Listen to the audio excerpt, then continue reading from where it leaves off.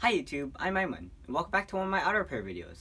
In this video, I'm going to show you how to drain the coolant on 2004 to 2009 Toyota Prius.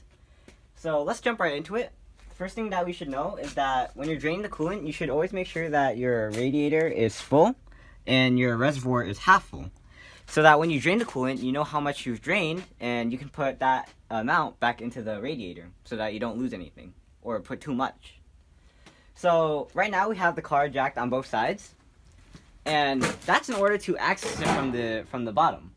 However, when we're actually draining the car, we're going to be tilting it to one side, which is the driver's side, so that we can get the most coolant out. So the coolant capacity of this car is around 9 quarts, and by tilting it to one side, we can get around 6 quarts out if we use the drain plug. So using information available from the internet, we know that there are 3 plugs, and the drain plug is the most important one because as for the engine plug, it's on the side here. You can also drain it using these hoses right here. Just disconnect them. But when you disconnected them, only like a drop came out, so I don't think that's relevant. As for the radiator drain plug, if you take out the drain plug and then you drain it, and then you open the radiator drain plug, nothing comes out. So I don't think it's relevant either. So I think only the drain plug is important. So if you just want to know, this is where the radiator drain plug is. This is where the top hose would go, and this is where the bottom hose would go. Also mentioning the drain plug is where the coolant storage unit is, down here. So we'll show you later. Alright, so I'm under the car, driver's side right now, and we're right in front of the tire. So we're going to look at the splash shield right now. There are 3 bolts we're going to take out. 1, 2, and 3. When we take them out, we're going to sort of finagle this splash guard and to the back so that we can access the area behind it. So let me take my impact driver, take my head out of the way, so, wait, okay. I should also mention, there's some dirt in the mud guards, so just make sure you're wary of that. Thankfully I'm wearing glasses.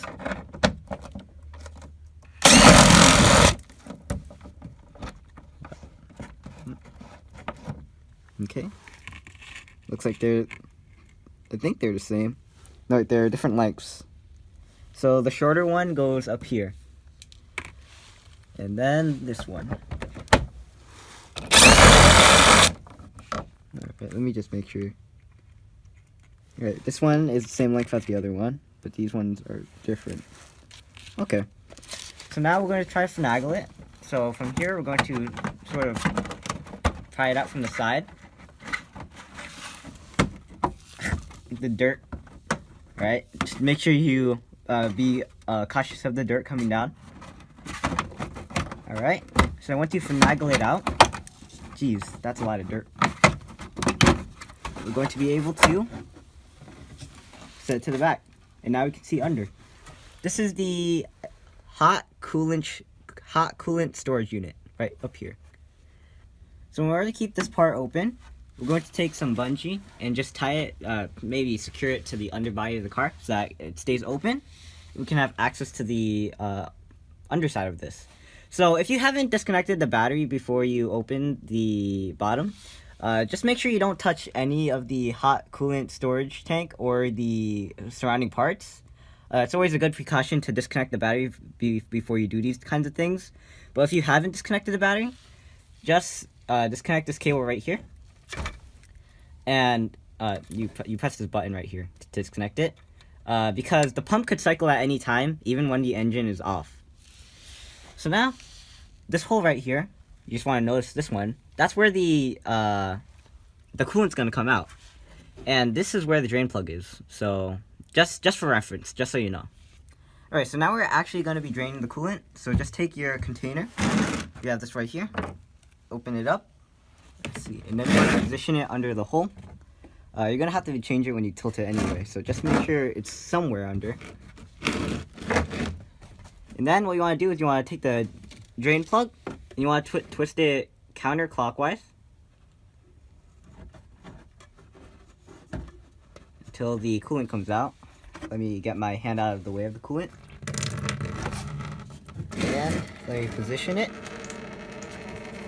There we go.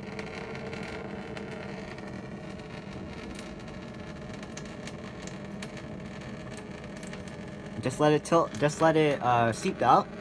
And when it starts to slow down, that is when you can lower your car down and let it all drain out.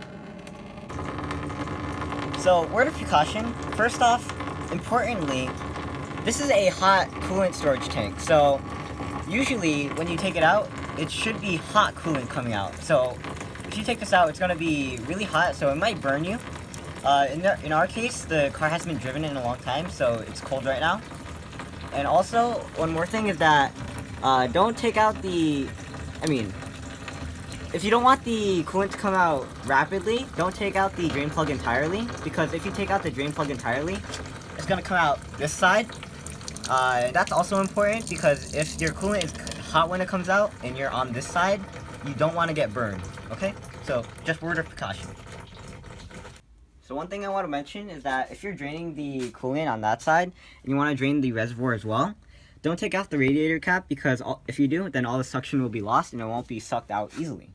However, if you've already done that, if you've already taken off the radiator cap, there's an easy fix. All you have to do is take the hose right here, take it out, take a cup, position it down here, lower the hose out of its housing right here, and then just let it come out naturally. And then it should be able to come out easily. Alright, so as you can hear, the coolant has stopped coming out. It's coming out really slowly now. So in order to force just a bit more out, we're going to open the radiator cap.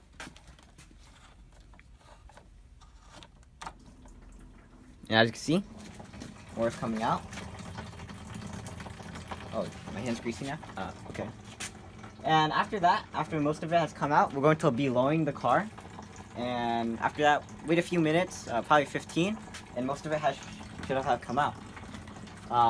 One thing I should mention is that I said earlier that around 6 quarts comes out of the 9 quarts that's in this car. The other 3 quarts are housed in the heater core, and that's around 2.5 quarts. And the thing about the heater core is that the coolant inside there will not come out, even if you try to drain it. So I'm Aiman, and I just showed you how to drain the coolant from a 2004 to 2009 Toyota Prius Hybrid. In my next video, I'm going to show you how to remove and replace the hot water pump, which is in the back here, the coolant control valve, which is down here, and I'm also going to show you how to refill and bleed the coolant using airlift tools right here. So, I'm Aiman. Thanks for watching. Please like, comment, subscribe, and look at other videos on EyeOnAiman, especially the ones I recommended, and the auto repair videos. And I'll see you next time. Signing out. Peace.